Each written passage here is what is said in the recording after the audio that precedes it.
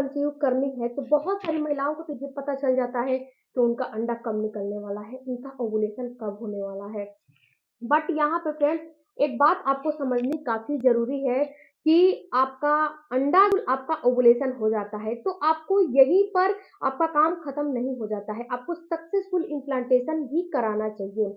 अगर सक्सेसफुल आपका इम्प्लांटेशन नहीं होगा तो आपका जो प्रेगनेंसी है, जो गर्भधारण हुआ, जो फर्टिलाइज हुआ अंडा है, वो बिल्कुल खत्म हो जाएगा, बेकार हो जाएगा। आपकी जो आपका प्रेगनेंसी है, ओवुलेशन पे तो आप फोकस करते हो लेकिन आप इम्प्लांटेशन पे फोकस बिल्कुल भी नहीं करते हैं।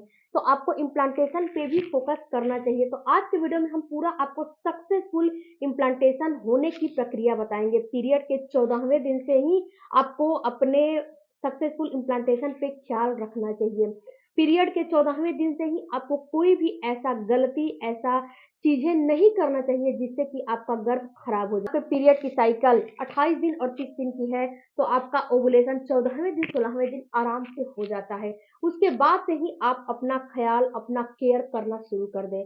इन विंटर में तो और आपको केयरफुल रहना चाहिए। क्या क्या खाने हैं, क्या क्या नहीं खाने हैं, क्या क्या करने हैं, क्या क्या नहीं करने हैं, आज के वीडियो में हम पूरा डिटेल में आपको बताएंगे। तो वीडियो को पूरा देखिएगा ताकि आपको कुछ इंफॉर्मेशन मिल सके। सक्सेसफुल इम्प्लांटेशन के लिए आपको ओवुलेशन से लेके और पीरियड आने तक ये सारा टिप्स को फॉलो करना है। कौन कौन सी चीजें, सबसे पहले जानते हैं फ्रेंड्स कि अब तो विंटर है। विंटर में बहुत सारी महिलाएं बहुत गर्म पानी से नहाती हैं, बहुत हॉट वाटर से नहाती हैं। तो ये काम आपको बिल्कुल भी नहीं करने हैं। आपको बहुत ज्यादा गर्म पानी से, हॉट वाटर से बिल्कुल भी नहीं स्नान करने हैं, बाथ बिल्कुल भी नहीं लेने हैं हॉट वाटर से, नहीं तो इससे भी आपको परेशानी, दिक्कतें होने लगेगी। दूसरा आपको काम करने हैं कि आपको ठंडा तलवा बिल्कुल भी नहीं रखना है। अगर आप बिना स्लीपर के अपने घर में चलते हो तो बिल्कुल भी इस आदत को, अभी के अभी हैबिट को बिल्कुल जो है छोड़ दो।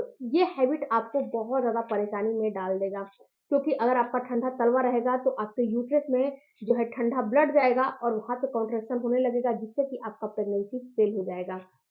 तो इस आदत को भी आपको बिल्कुल ही अभी के अभी छोड़ने पड़ेंगे। अगर ये आदत नहीं छोड़ोगे तो आपको बहुत ज्यादा दिक्कतें होने लगेगी, बहुत ज्यादा परेशानियों का सामना आपको करना पड़ेगा।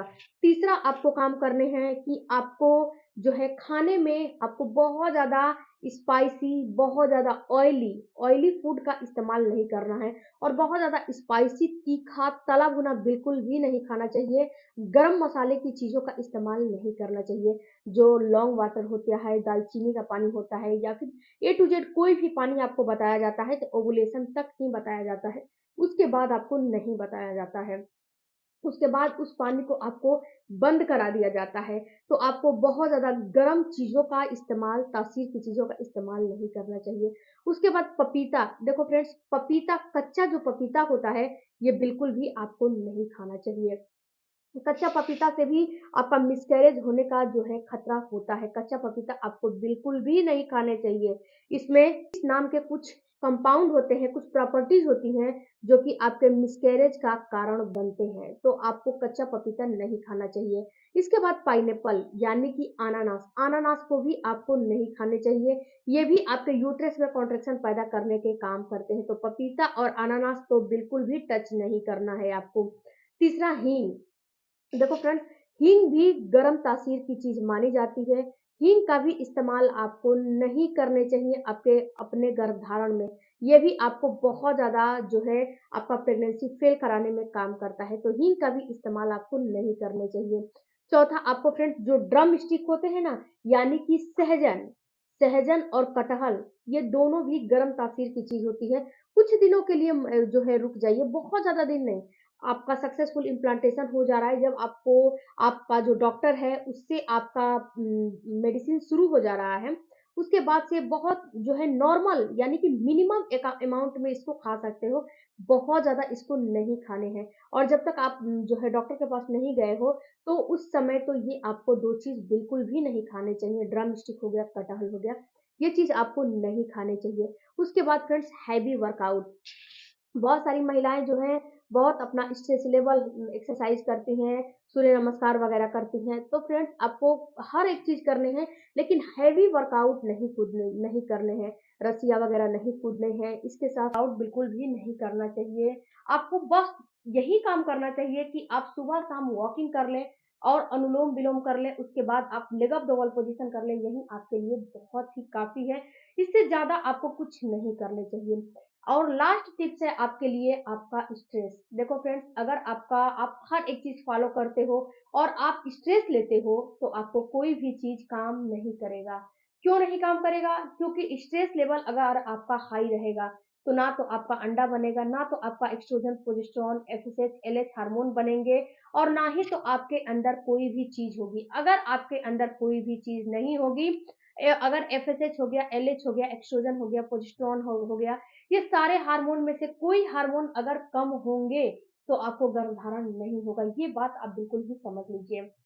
तो आपका स्ट्रेस लेवल किसी भी रीज़न से हो, अगर आपके परिवार में कोई दिक्कतें हैं, कोई परेशानी है, कोई आपको कुछ बोल रहा है या फिर किसी भी चीज़ से आपको स्ट्रेस हो रहा है, तो उससे थोड़ा-सा दूरी बनाने की कोशिश करिए या फिर अपने पार्टनर के साथ बैठकर उस चीज़ पे आप जो है बात करिए, आप उस चीज़ को फ़ोकस करिए कि हमारे साथ ये चीज़ हो रही है।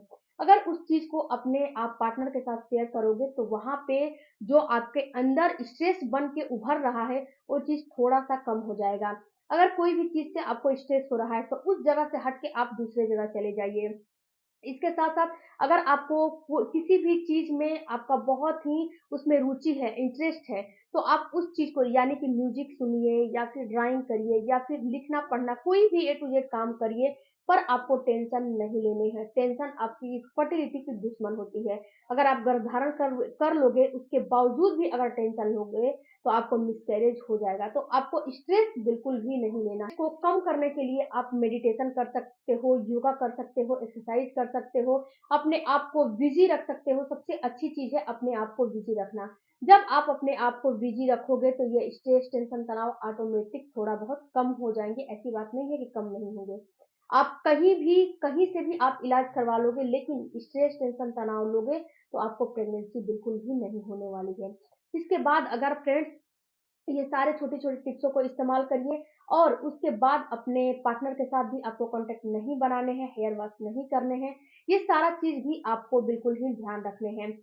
उसके साथ-साथ फ्रेंड्स आप जो है हैप्पी रहने की कोशिश करिए। कोई भी कारण हो, किसी भी माहौल में हो लेकिन आपको हैप्पी रहना है। चाहे कुछ भी हो जाए, आपको हैप्पी रहना है। अपने बच्चे के लिए, अपने लिए हैप्पी ज़रूर आपको रहना है। तो ये चीज़ आपको अगर ये सारे काम करोगे तो आपको सक्सेसफुल इम्प्लांटेशन बिल्कुल ही हो जाएगा। ऐसी बात नहीं है कि ऐसा काम नहीं होगा, बिल्कुल ही इम्प्लांटेशन फेल नहीं होगा। बहुत सारी महिलाएँ ये भी कमेंट करती हैं कि मेरा ओव्यूलेशन होता है, मेरा अंडा निकलता है, लेकिन फिर मेरा जो है पीरियड जो है 2 से 4 दिन, 5 दिन चढ़ते हैं, फिर पीरियड आ जाते हैं। मैंने प्रेगनेंसी टेस्ट किया, सही था रिपोर्ट, पर पीरियड आ गया, ऐसा क्यों? तो ऐसा इसीलिए डियर कहीं न कहीं आप जो है कोई ना कोई छोटी-मोटी मिस्टेक कर जाते हो जिससे कि आपको जो है प्रेगनेंसी फेल हो जाती है। इसका एक पार्ट मैंने और बनाया है, उसको भी चेकआउट करिएगा। उसमें मैंने और भी कुछ बताए हैं, जो कि इस वीडियो में मैंने नहीं बताए हैं क्योंकि एक वीडियो में हर एक टॉपिक को कवर करना काफ़ी डिफ़िकल्ट होता है। तो पार्ट वाइज़ वीडियो बनाया जाता है, तो इस वीडियो को ज़रूर चेकआउट कीजिएगा। मिलती हूँ अगले वीडियो में, तब तक धन्यवाद। Thank you.